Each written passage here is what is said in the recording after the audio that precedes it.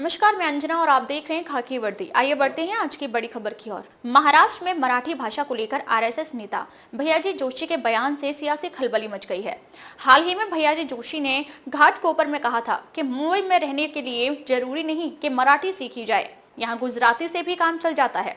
इसको लेकर अब महाराष्ट्र में पक्ष और विपक्ष दोनों हमलावर हो गए हैं। मनसे प्रमुख राज ठाकरे का कहना है कि ऐसा बिल्कुल नहीं है कि भैयाजी जोशी को देश की भाषाई आधार पर प्रांतों में विभाजन और मुंबई सहित संयुक्त महाराष्ट्र बनाने के लिए 106 शहीदों के बलिदान की जानकारी नहीं है। लेकिन महाराष्ट्र या मराठी के बारे में हमेशा ऐसे बयान देने का क्या कारण है? भैयाजी जोशी को बेंगलुरु या चेन्नई में भी ऐसा ही बयान देना चाहिए। राज ठाकरे ने आगे कहा, क्या महाराष्ट्र में बीजेपी भैयाजी जोशी के इस बयान से सहमत है? मान लीजिए कल को अगर किसी अन्य राज्य में आरएसएस के अलावा किसी अन्य जिम्मेदार व्यक्ति ने ऐसा बयान दिया होता तो उस राज्य की सभी पार्टियां विरोध करती। क्या बीजेपी महाराष्ट्र की अस्मिता को प्राथमिकता देकर विरोध करने जा रही है? मनसे प्रमुख ने कहा, जोशी को यह समझ लेना चाहिए कि मराठी जनता इतनी अज्ञानी नहीं है कि वह यह ना समझ सके कि क्या हो रहा है। क्या भैयाजी जोशी ने ऐसी राजनीति करते हुए यह विचार त्याग दिया था कि वे खुद भी मराठी हैं? मनसे प्रमुख ने कहा, जोशी को यह समझ लेना चाहिए कि मराठी जनता इतनी अज्ञानी नहीं है कि वह यह ना समझ सके कि क्या हो रहा है। क्या भैयाजी जोशी ने ऐसी राजनीति करते हुए यह विचार त्याग दिया था कि वह खुद भी मराठी हैं? वहीं शिवसेना यूबीटी के प्रमुख उद्धव ठाकरे ने भैयाजी जोशी के बयान पर आपत्ति जताई है। उन्होंने नाराजगी जताते हुए कहा, भैयाजी जोशी के खिलाफ देशद्रोह का मामला दर्ज किया जाना चाहिए। इतना ही नहीं, मराठी भाषा के सम्मान के लिए उद्धव ठाकरे के नेतृत्व में महाविकास आघाड़ी के तमाम बड़े नेता हुतात्मा चौक पहुंचे। भैयाजी जोशी ने मराठी भाषा के संदर्भ में जो बयान दिया उसका विरोध उद्धव ठाकरे और एमवीए के विधायकों ने किया है। भैयाजी जोशी ने क्या कहा था? दरअसल आरएसएस नेता भैयाजी जोशी ने बुधवार यानी 5 मार्च को घाटकोपर में हो रहे एक कार्यक्रम में कहा था कि मुंबई की कोई एक भाषा नहीं है, मुंबई की अनेक भाषाएं हैं, हर क्षेत्र की भाषा है। मुंबई के घाटकोपर परिसर की भाषा गुजराती है। गिरगांव में हिंदी बोलने वाले और मराठी बोलने वाले दोनों हैं, इसलिए मुंबई में आने वालों को मराठी आनी ही चाहिए ऐसा नहीं है। इसलिए लोगों को मराठी सीखने चाहिए, ऐसी जरूरी नहीं है। यह मुद्दा मुख्यमंत्री देवेंद्र फडणवीस ने सदन में उठाया था।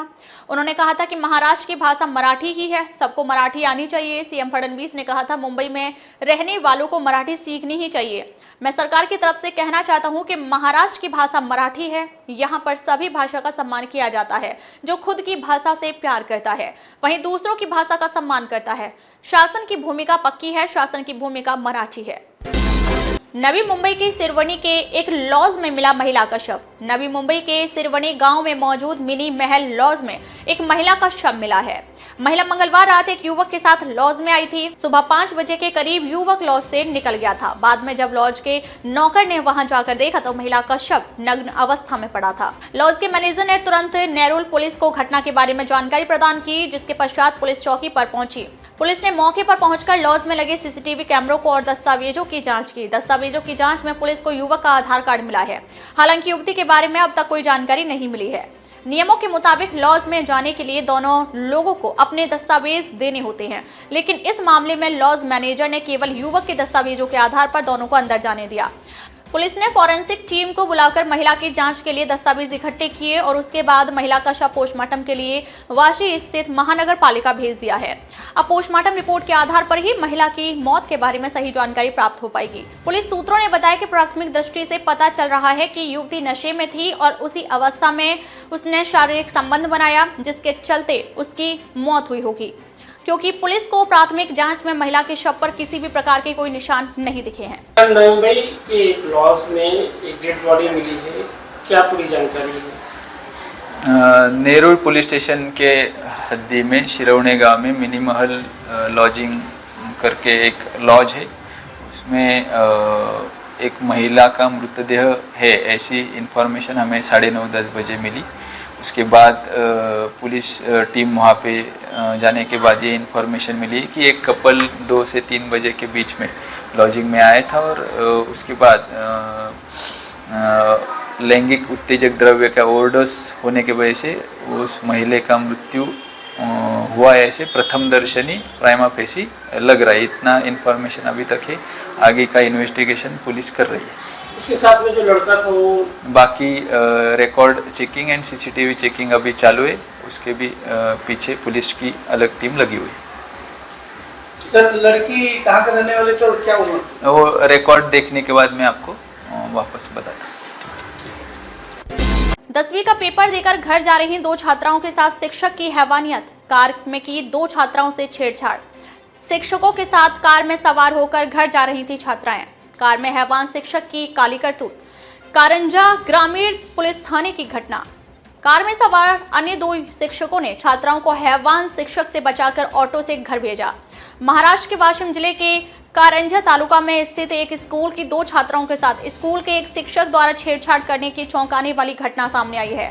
यह मामला कारंजा ग्रामीण पुलिस स्टेशन में दर्ज शिकायत में उजागर हुआ है। पिंपरी फॉरेस्ट क्षेत्र की एक स्कूल में 10वीं की कक्षा की परीक्षा देकर 3 मार्च को घर जाने के लिए रुकी 2 छात्राओं को स्कूल के मुख्याध्यापक ने शिक्षक गजानन बाजारे की कार से घर जाने के लिए कहा, लेकिन जब गाड़ी कामटवाड़ा गांव पहुंची तब तक शिक्षक गजानन बाजारे ने उन छात्राओं के साथ छेड़छाड़ की, जिसकी शिकायत पीड़ित छात्राओं के परिजनों ने कल शाम कारंजा ग्रामीण पुलिस में कराई।